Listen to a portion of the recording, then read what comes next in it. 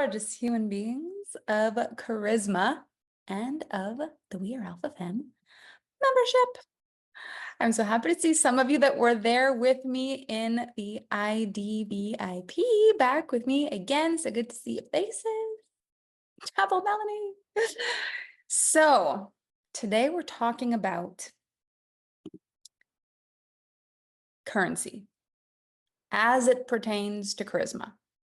And I'm saying as it pertains to charisma because I have a lot to say about currency, to the point where there is a 10 or 11 module program called Currency that I would arguably say is one of my favorite programs of all times that exists. It's called Currency and it's spectacular. But this here is as it pertains to charisma. And it's very interesting how a different angle can come in. And why I want to lead with this, you were just watching Currency before, that's awesome.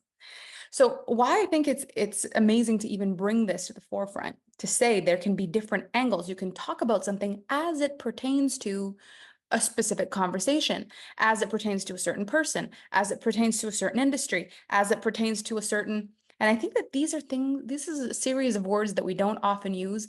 That is such an important series of words because you'll recognize that sometimes people come from a different context. You'll be talking about something and someone comes from a different context and will disagree or not like something that you're saying, not based on what you're saying, but because they're coming at it from a completely different angle. So this here is value as it pertains to charisma. So I'm going to give you a couple of examples and then we'll go deeper and deeper into the kaleidoscope. So first things first, you will hear superficial things when it comes to charisma, like you've got to look sharp or you got to dress sharp. Like charismatic people, they care about their appearance. Have you ever heard of this before? Right. So when you look at a superficial thing, like you've got to look the part, then you'll be charismatic. The issue is there's actually a very big depth of character that's missing in making that true.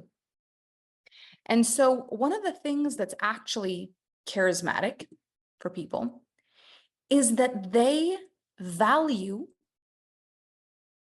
the things they have, taking care of the things they have, making sure the things that they have are showcased in the best way possible. So I'll give you an example. I have a white shirt, but I don't value my white shirt. Where do you imagine it is in my house? What does it look like in your mind if I tell you? I have a white shirt. I don't value this white shirt. It's somewhere in my house. Where do you think it is? It's on the floor somewhere. It's crumpled under the bed. It's wrinkled on the floor. It's at the bottom of the laundry pile. It's in the laundry. It's the bottom of one of my drawers, or it's just shoved in the back of my closet between two other shirts, hiding in the closet somewhere. Now, if I say I don't value this white shirt, but I'm wearing it today, and I don't really value superficial appearances. Like I don't value that. I think people who care so much about how they look are superficial. And I also don't value this white shirt. How will I probably be wearing the white shirt when I go out in it?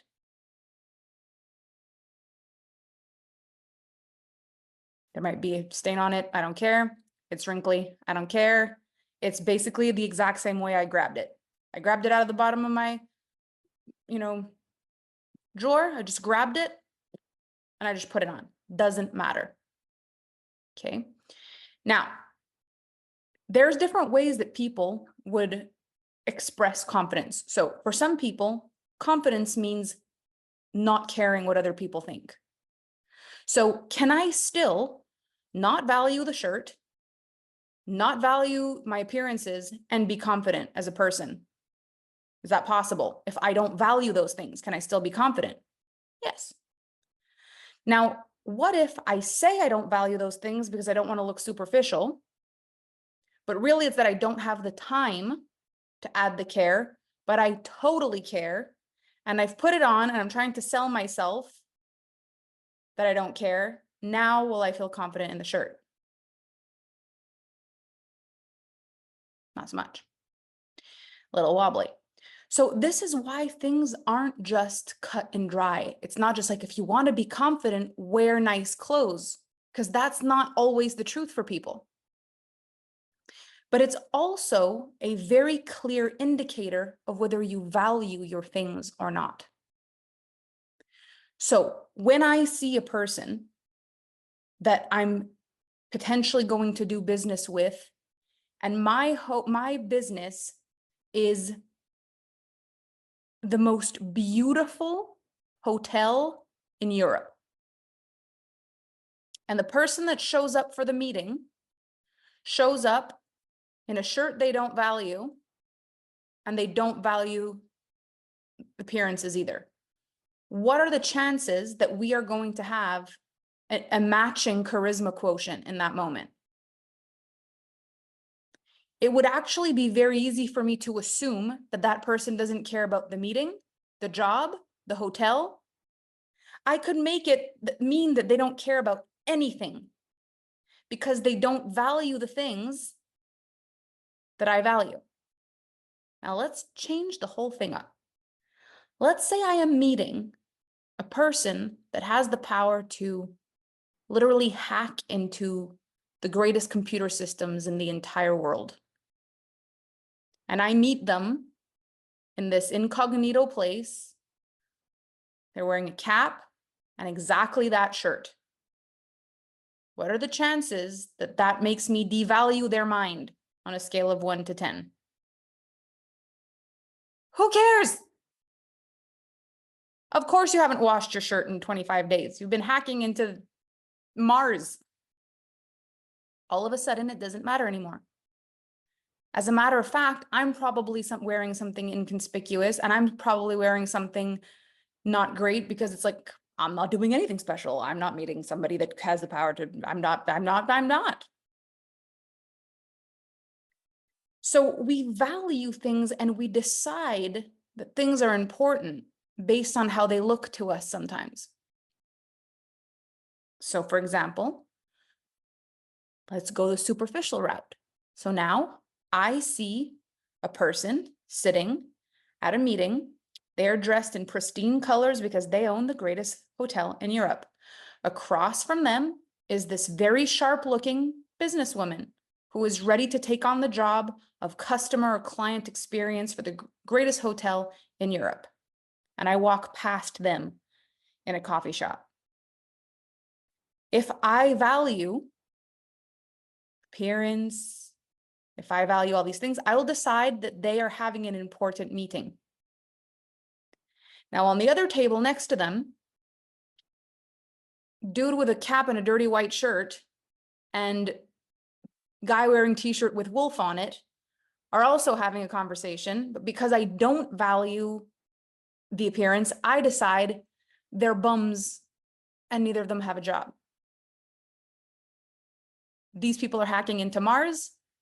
These people are talking about a hotel lobby.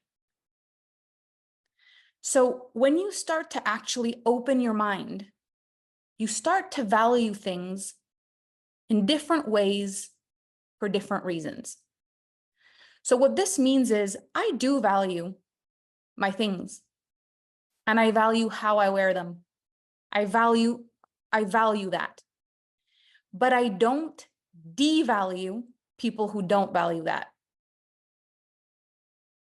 And this is such a tiny difference, but it's where most of the judgment happens, and it's where people become non-charismatic. It's in the judgment, it's in the separation, it's in the deciding that you probably matter less, it's in the not being curious about you at all because I've already decided we're different and you don't have it going on. So what we often hear are people who, in order to value what they value, have to have a decent reason to devalue what's not what they value. So as much as they value what they value, they also devalue the other stuff. This takes a lot of energy. If you wonder why you have limited energy, you will realize that you spend as much energy valuing what you value as devaluing what you devalue. Now, another superficial thing that people will say about charismatic people is they don't gossip.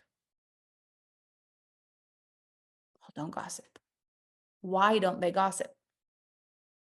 They don't gossip because they don't give energy to what they don't value. They don't devalue what they don't value. So I'll give you an example. Have you ever in your life walked into a store, seen the price of something, and in order to justify you not finding that the price matches the value for you, you have devalued the item? So for example, I want to buy this. I'm like, ooh, lip liner. I need me some of that. And I look at the price and it says $56. And I say, are these people crazy? It's just a stick with color on it. Have they lost their marbles? This is not worth $56. This is a scam. It's a sham. It's insane. And I would never buy this. I exaggerate for the pleasantries of this program. But have you ever done this? You think you want it. You think you need it until you see the price. Then you actually insult it. That's crazy. It's not that beautiful. It's not that good. It's not that great. It's made of this. It's not that. No. This is one of the first things that I chose to change. And I chose to change it because I realized the difference between the people who said no to me when I started my selling and coaching. There were two different kinds of people. And I had sold so many things in my life, but I never sold myself. And coaching really feels like you're selling yourself. So when people scoff at your prices, they're scoffing at you. It's a very different feeling than someone who thinks your lint roller is too expensive or your mop is too expensive. When they go, I would never pay that for an hour of you, that feels very different than I would never pay that for a mop. So the first kind of people who would say, oh gosh, that sounds amazing, it's just not something that I can prioritize right now, I felt a certain way about, versus the people who said, what? No, I would never pay that. I felt the difference in my body and I thought, whoa, both of these people needed this until they found out the price. Both of these people valued this until they found out the price, except one person continued to value it and basically said, I don't value it enough to prioritize it price-wise. And the other person said, I immediately revoke the value so that I can justify not buying it. And it gave me a huge breakthrough of how I am sometimes in a store, in a restaurant, at a gas station, when someone says, you know, it's going to cost this much, the insulting feeling that we feel when someone is telling us what they value something at, and it's such a different price than what we see the value. There are hotel rooms. There's a hotel room in New York that's $75,000 a night. But I have two ways of looking at it. I can be curious and I can say, a hotel room that's $75,000 a night. I wonder what all the value is of staying in a room like that.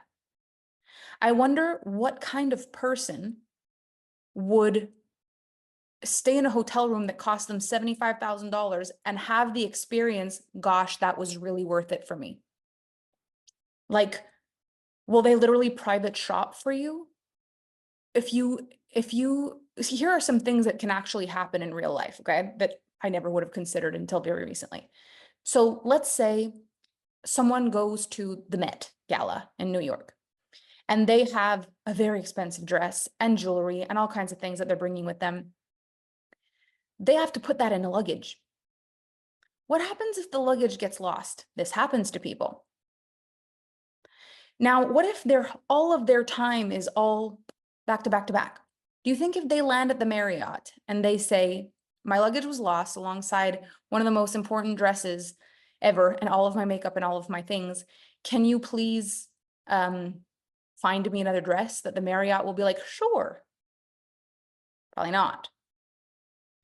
But what if they land in this hotel room and they're like, okay, we need you to organize for us a personal shopping experience, and basically like they're able with one phone call to contact all the top brands with beautiful gowns in the right size to show up in the hotel room so that they can replace their dress by sundown. that is a service that's available. Personal shopping, if you rip your dress, they'll literally have someone on site to fix it right now. You're allowed, the walls are thick, you're allowed to have a big party in there, nobody knows. There's a door that's separate than the door from the hotel, so you can come in from a different place. You're not walking in the front door if you don't feel safe. These are not things that I value right now.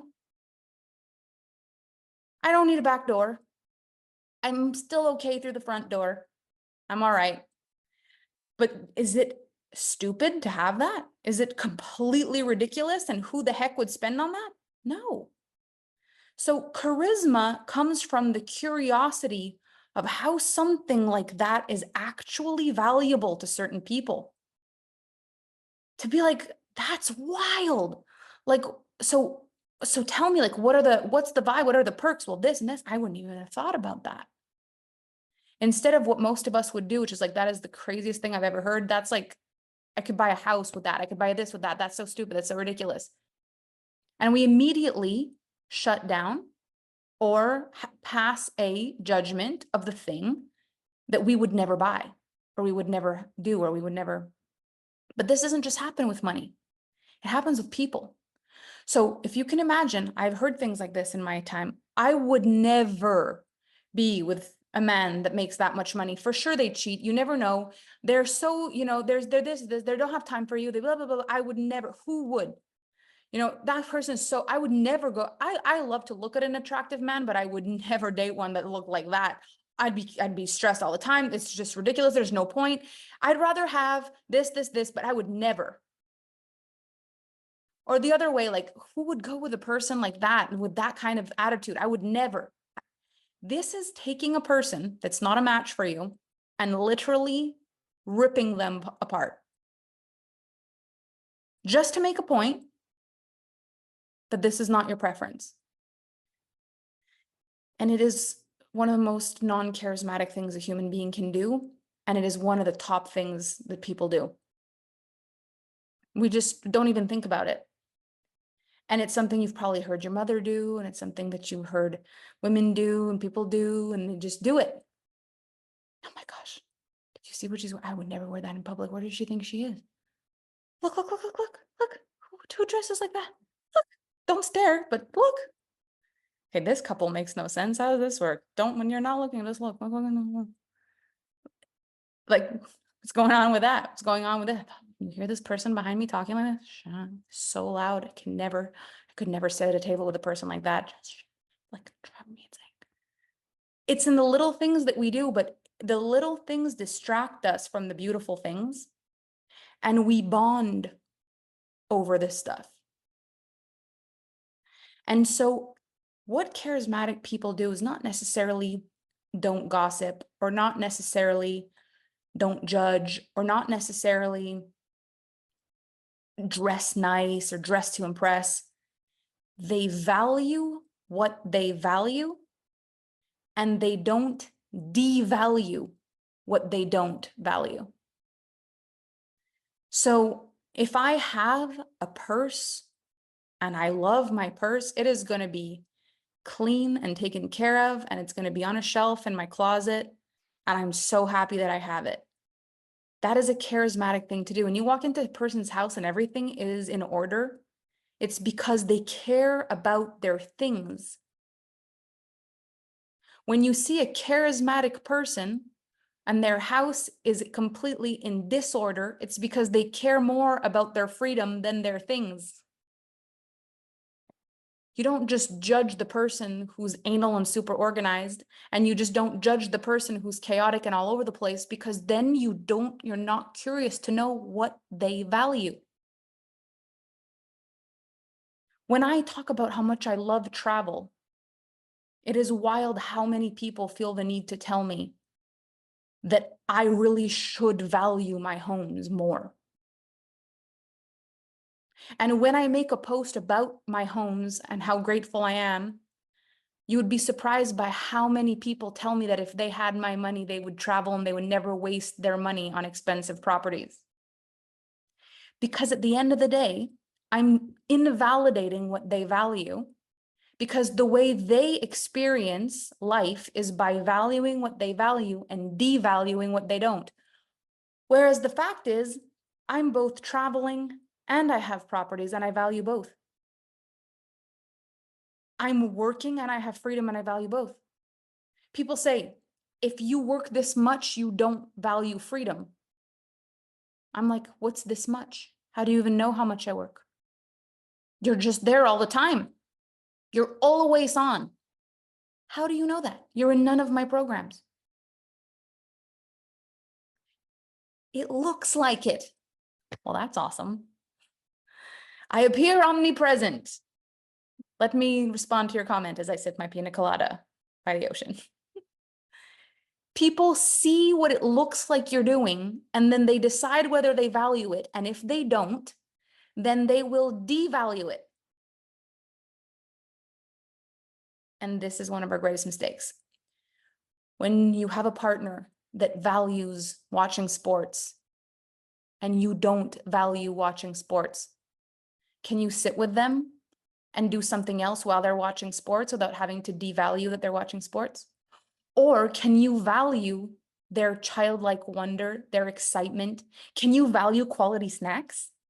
Like, I don't love the Super Bowl, but I am so happy to make quality snacks and to have fun and to be excited that Kevin's excited. We could do that. You know, I don't value the entire game of baseball, but I can value wearing the baseball cap and seeing grown-ups cheer and hug each other and be happy and high five and hear, take me out to the ball game. Like, I can get excited about that. I can have a hot dog. Like, I can value some of it instead of going, I could never. Because this is where the separation comes from. Charisma is about, I may not value all of it, but let me look for what I can value. And when you think about it, when a person does not value or does not appear to value what you value, and because they don't value it, they also devalue it and they insult what you like, and they're not interested in what you're talking about, and they're not even curious. What are the odds you would have any warm feelings at all towards that person? It's like there's just a wall. But we don't know who people are in this world. We don't know if they're sitting at a baseball game right now, but their second favorite hobby is like they're the author of the most extraordinary romance novels that are on your bedside table. You don't even know, because that's how diverse people are. You know, Kevin and I got invited to this extraordinary party, out of this world YSL party. I'm very into certain fashion labels. I love their story. I love what they stand for. I love the time in history where they were created and where the art comes from. I love the whole thing. I value it now. I didn't always. I didn't value it when I just thought it was expensive clothing people wore for status. That was a misunderstanding of the whole picture. Do people do that? Oh, yes. Is that what they're made for? No. So when I started to value different things about the fashion, then I started valuing it. So we get invited to this party and I'm like, wonder what Kevin is going to think about going to a party with all people dressed head to toe in designer brands, eating finger food. Like, let's see what happens. What I didn't realize is that they're actually party animals, which neither nor Kevin and I are actually party animals. So both of us showed up there kind of shocked that everyone was drinking absinthe and dancing on the tables, not expecting the level of party animal. We were both like, uh-oh. But what we also weren't expecting is that one of the first people Kevin spoke to was actually a person who was a sportscaster that Kevin used to follow, and they clicked immediately because his wife is into fashion, and then Kevin and this guy have the best night. And I end up having a conversation with the manager of the Americas, like the CEO of all of the Americas, about the company. And we're talking about business energetics and manifestation.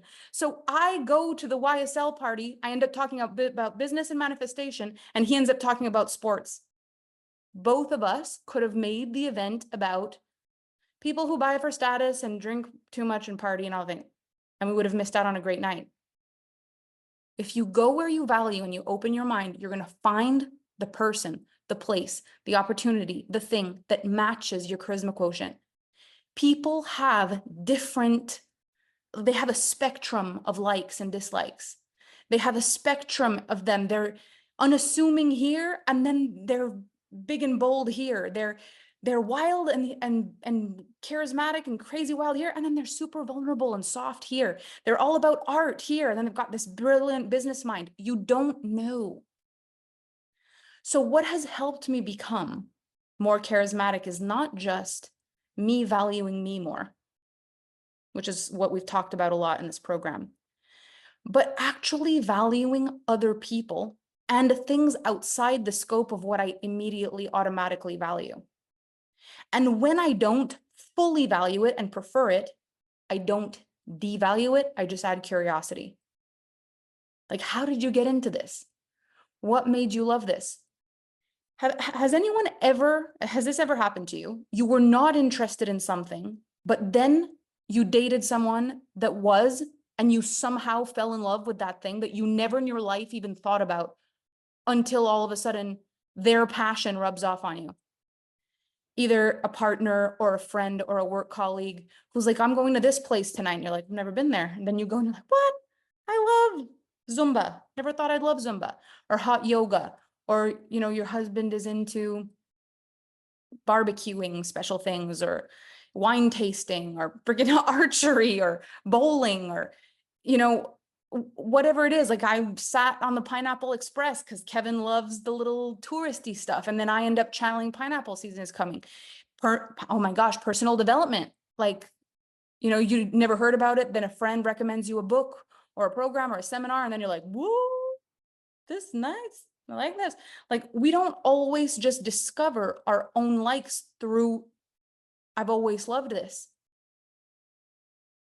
Sometimes there's an acquired taste.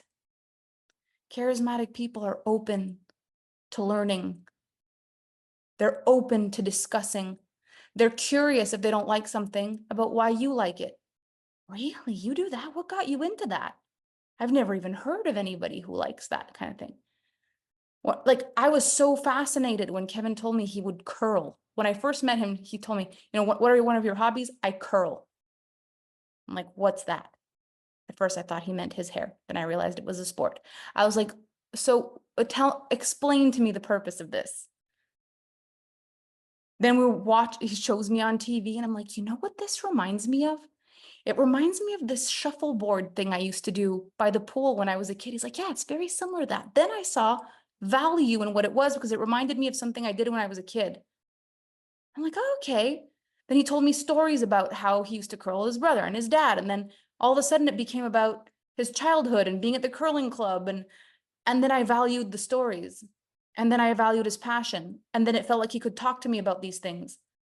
I still have never curled, nor will I curl, nor will I go, sorry, ladies, I gotta run because the curling match is on and I really wouldn't want not to miss the beginning. Like, I gotta go. Like, that probably will never happen. But if Kevin's like, the curling match is on and Canada is up and this is happening, I can value his excitement about that. Can you imagine what kind of life you might have if you can find more points of connection? Not because you're trying to be nice, not because you're trying to be charismatic, but because you genuinely value people and you're curious about what they love and you don't. You're open-minded enough to maybe not value the thing that they do, but why or what? There's like an openness to it. So I value my freedom, and sometimes the state of things that I have is a mess. But the thing is, everything I have is beautiful, so it doesn't look like a mess. It looks like I want to take a picture of my mess sometimes. Sometimes I look at like my Gucci lipstick with my purse that's opened up and my YSL mascara and my, Dior shoes on the floor, and it's a big mess. And I'm like, I could take a picture of this and it could be in a magazine because I value my things. So all that I have is beautiful. And then even when it is scattered about, it looks like a beautiful mess. So I value the mess. I value the things. I value order. I make sure that I replace it eventually. It'll all be nice eventually. But there's nothing that I'll just judge. This is a mess. I don't care about my things, or these people don't care about. Or if it was a mess and it was all not stuff I value, I probably wouldn't want to take a picture of it. I'd be like, this is just a mess. Now I want order. Everything is subjective. Nothing is just one way. So when you start to open your mind, you'll feel different about yourself, your things, other people, their things, your passions, their passions, your conversations, their conversations, as it pertains to something. Like, I love a mess as it pertains to luxury items scattered all over a beautiful manicured floor. I don't value a mess as it pertains to dirty food all over plates in a kitchen. I don't. But I love a beautiful mess. I love tangled sheets and beautiful designer shoes on the floor. I like that mess. I don't like rice stuck to the bottom of a plate and yogurt pasted on the counter.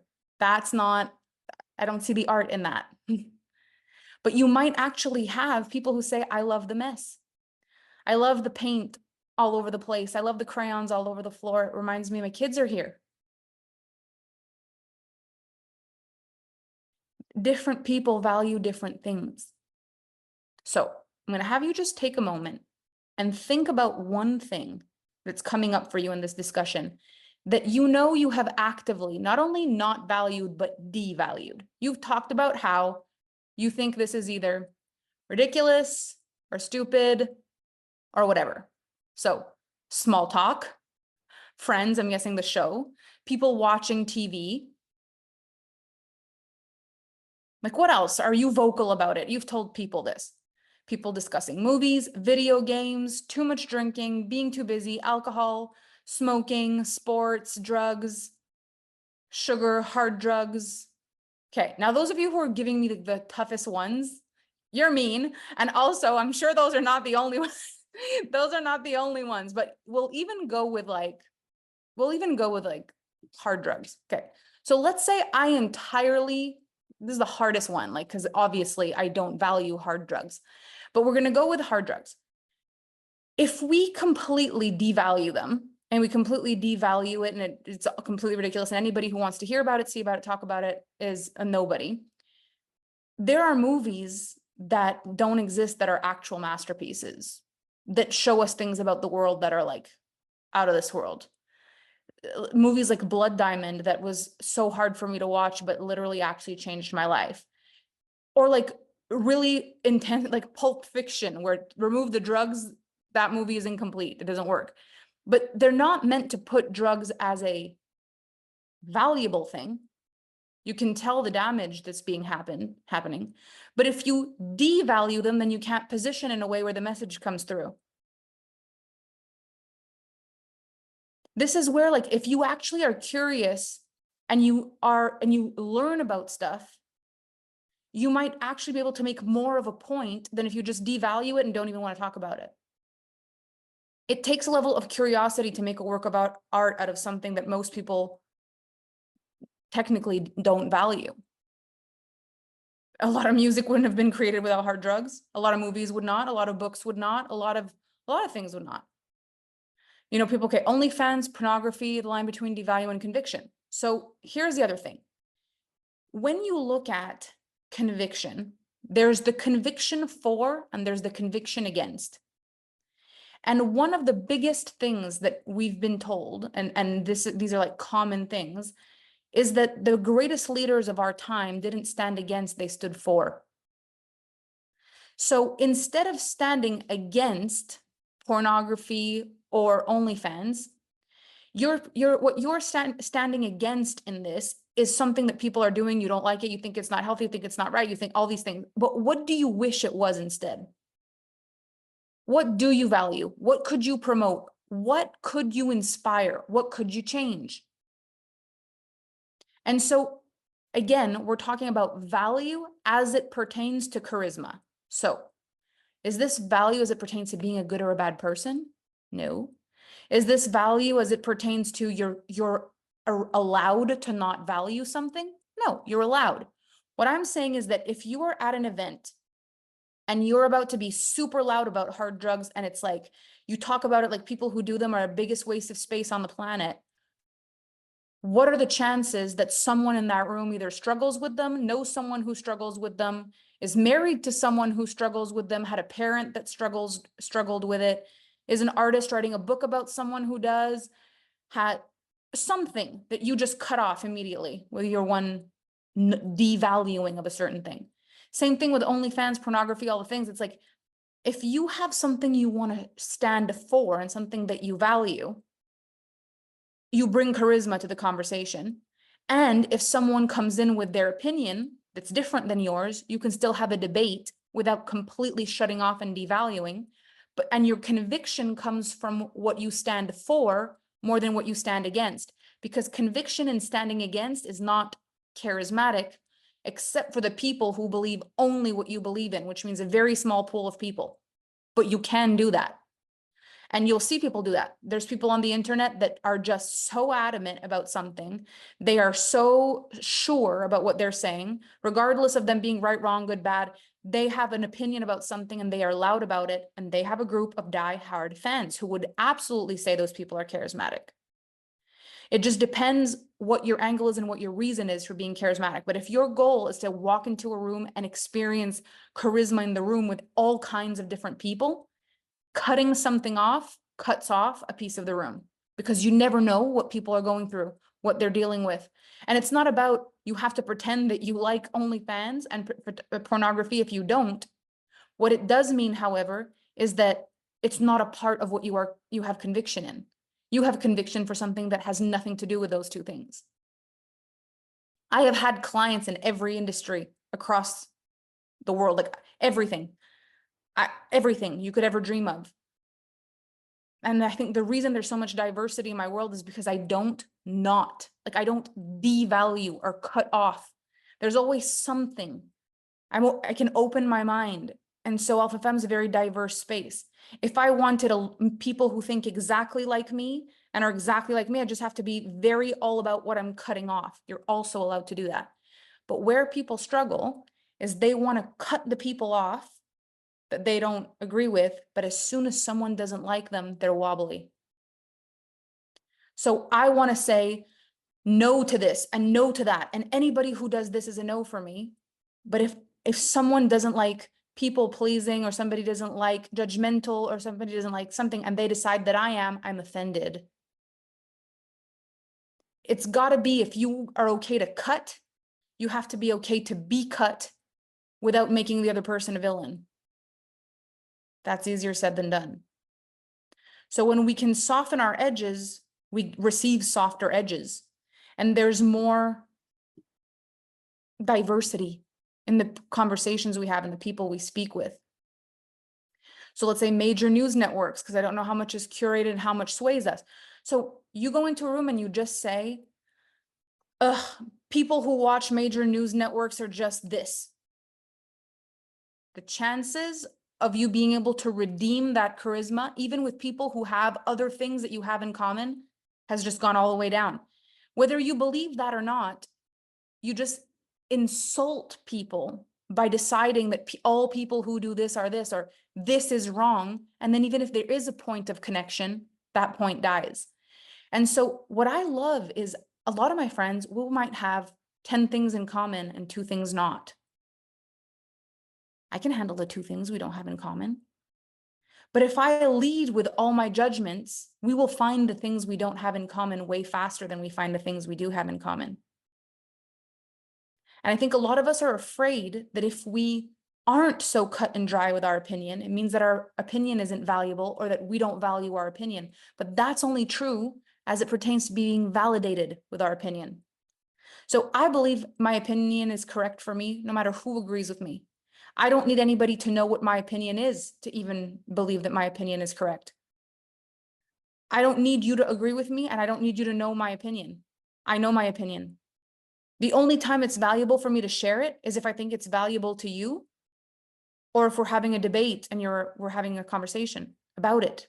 And in which case I can still leave a lot of space for you, because I value you and your presence and all the other things about you that we do agree on. This is a lot easier said than done.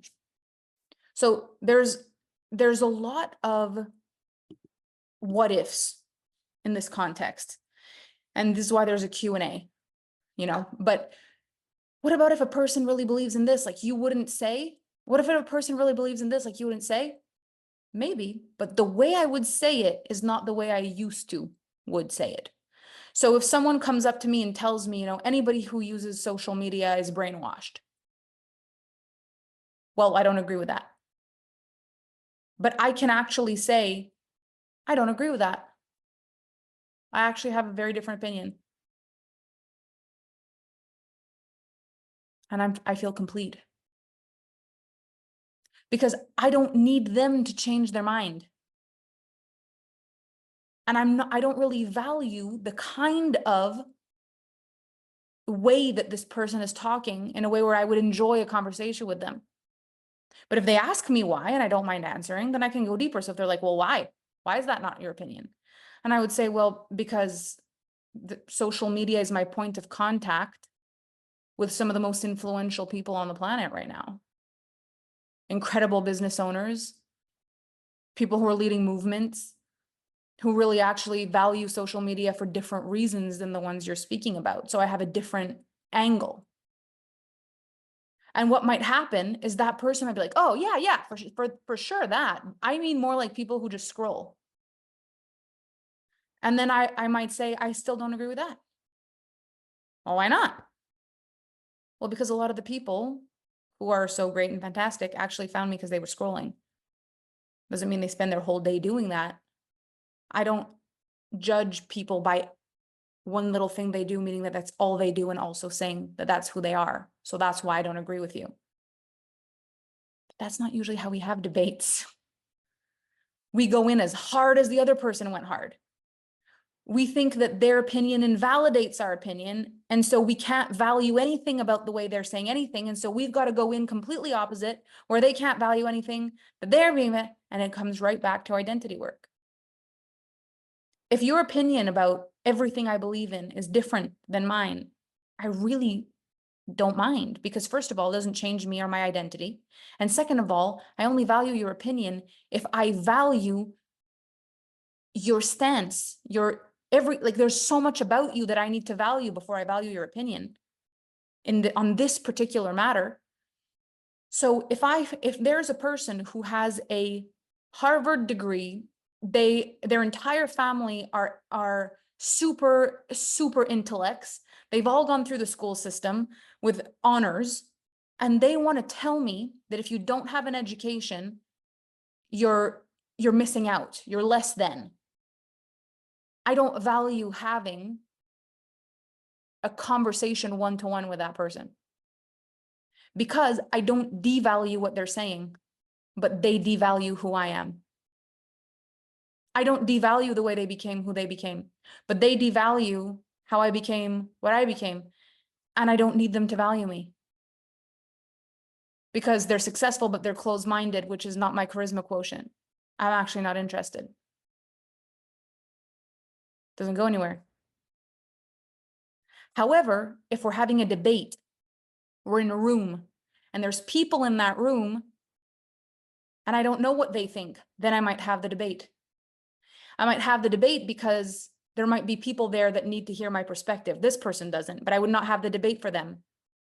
I would have the debate for the people who just heard that perspective and might not have the courage or the charisma to go head and head with the person that believes the actual opposite of them, without it making them feel invalidated, without making a fight. So I think it would be valuable for me to have a debate with a person with a completely different opposite thought to me in front of an audience that I don't know what their beliefs are, on the odd chance that this is supportive to the whole. But a one-on-one conversation with a closed-minded person will probably never happen in my life. Not because they're not important, not because I judge them, but because I have no value to them. And so I don't value their opinion, because it would be the opinion of me from a person that doesn't value me. So it doesn't really matter. So when we start to see value this way, it changes its weight. It's like the things that you value get to thrive in your presence. And the things that you don't value kind of just disappear and crumble. So wouldn't it be great to find a way to value people? Because if things that you value thrive in your presence, then valuing people makes them thrive in your presence. And if you can't value a person, then don't fight with them, or else you'll end up devaluing them.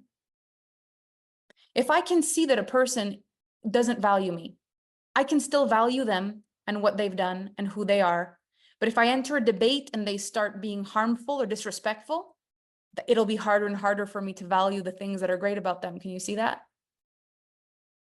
As soon as I start to see that they're harsh or they're rude or they're this or they're that, all of a sudden, any valuing of them that I had is going to get chipped away. So I'd rather not have the debate. I'll say, look, I value you for everything you've done. We don't see eye to eye. I don't really want to have a debate because I don't see the openness, but I congratulate you for everything you've done and I'm complete. Rather than, and this is something that we do sometimes, oh yeah, let's get into a debate because I'm going to destroy you with my beliefs. But in that moment, what happens is I'm going to feel valued where you didn't value me. And I'm also going to devalue you where I could value you before. So what's the point? Wasted energy. And people are always tired and exhausted. Most of our tiredness comes from fighting battles that have no value. Instead, there's so much more we could be doing that actually gives back to us and fills us up, and value is a huge one. How did you learn all this? It's wild. You know, I've thought about it, and I'm 36 years old. I've been doing this work for over a decade, and I have spoken, like actually spoken to in DMs and coaching calls and things like this on an average, and watched comments and things like that on an average of like hundreds or thousands of people a day. Like, and I care about them and I value them. So I'm not just observing it, I'm experiencing it. So I'm experiencing communication with people I value hundreds and thousands of times a day. And I think about it. I schedule active contemplation time, and I test stuff and I try stuff out and I check my feelings and I look at my life is this work. And so when you value something, you put all your heart and your spirit into it, you unlock things. This is the thing I've valued the most in the last decade. Let's see. As a recovering drug addict and alcoholic who is now a multi-million-dollar company owner, or million-dollar company owner, I never would have learned what I needed to learn through my experience to get where I am now. I never would have learned what I needed to learn without my experience of getting where I am to know now. And here's the thing. Sometimes the thing that you super devalue is more so a thing that you're afraid to look like you approve of. So a lot of people will, okay, I have this silly question, but is condoning something when you think it's bad? My English brain is like, well, all of a sudden, like if I condone something, does it mean condemn? Condone is allow. Okay. So condone is allow, condemn is not. Okay. So if I condone drinking and drugs, am I like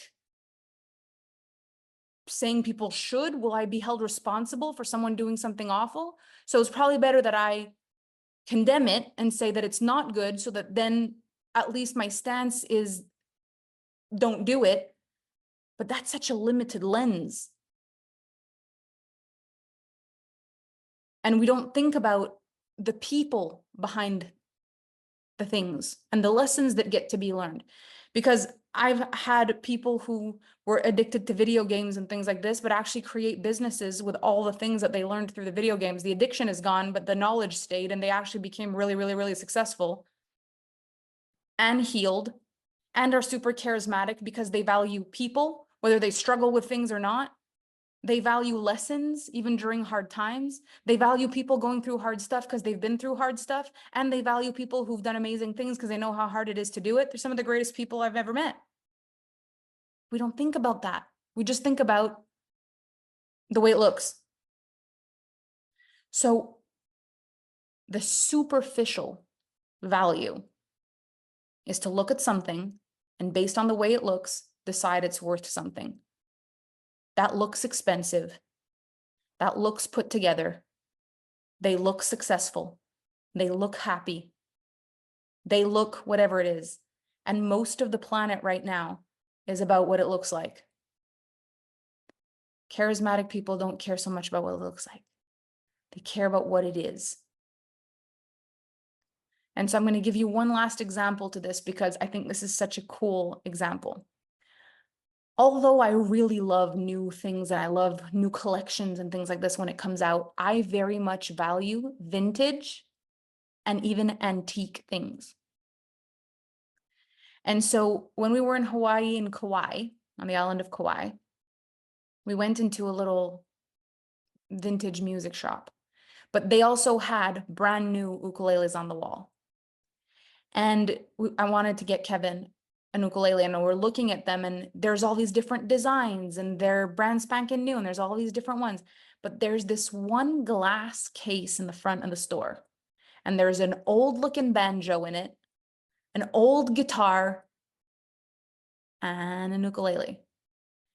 And I'm like, what are these? And he's like, oh, this is our like vintage, like iconic. We have a couple of these in the store. So obviously, no, not the Polynesian cultural. That's on Oahu. But it's a little tiny little vintage store.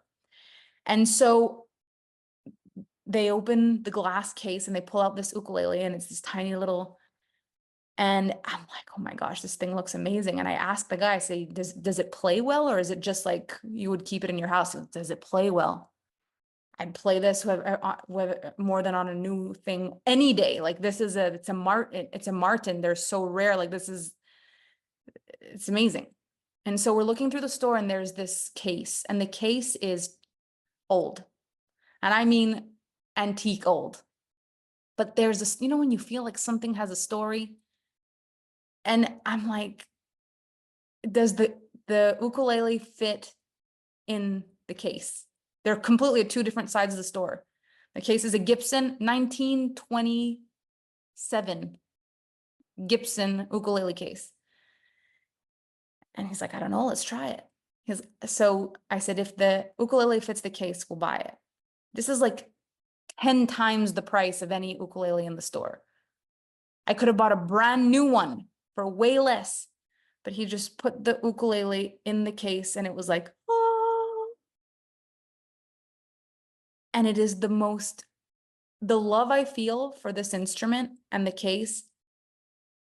Kevin carried it everywhere like it was a child. Like he wouldn't put it on the floor, he wouldn't put it down. He's so careful with it.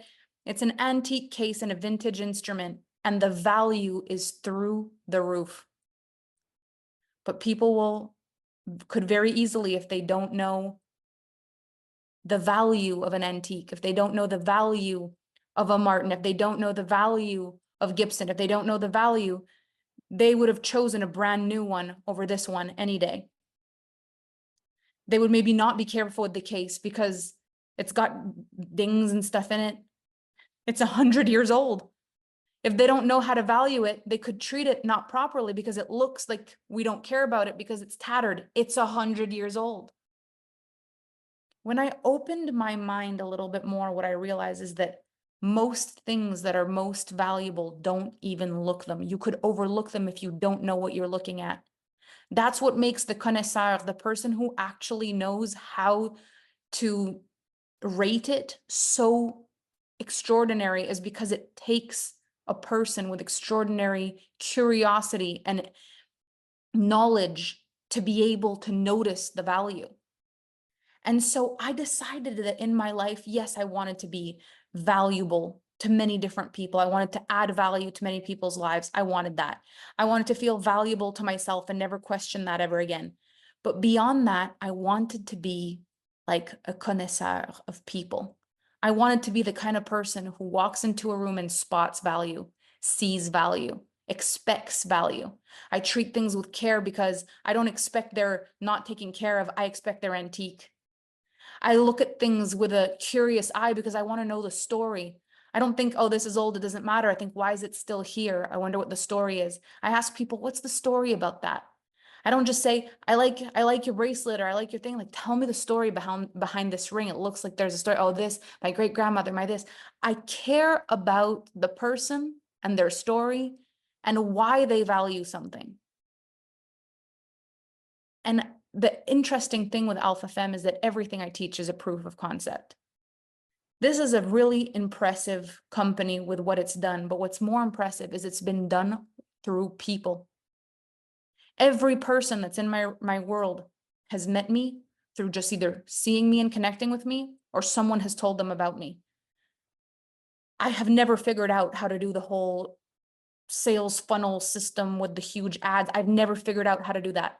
I have never been put on a huge stage with an opportunity to meet thousands of people. That's never happened.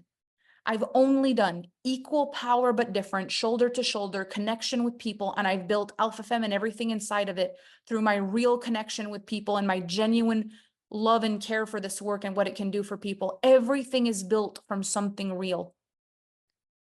And I am one of the brands that receives the most criticism for being superficial because of the way the brand looks. And I feel okay with that, because I think the people who are supposed to be in my world are the people who don't get stopped by how it looks, whether it looks too polished, not polished enough, whether it looks superficial, or whether it looks not important. I care about people who go further than what it looks like, who have a vibe for what it is. And I've been able to build this my way, exactly the way I value, regardless of what people have said, regardless of how people have judged, because I've believed that my people are coming. And I stay curious and I stay open and I continue to pivot, course correct, and evolve based on what I value. And it's been the greatest journey.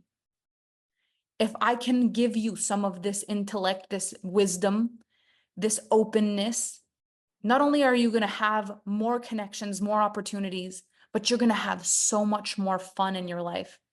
And it won't be about constantly seeing if you're agreed with, or you're validated, or you made the right choice, or you're good enough. It's literally going to be every day. If today was your last, you'd be proud. I will be so grateful if I get to go further in my life.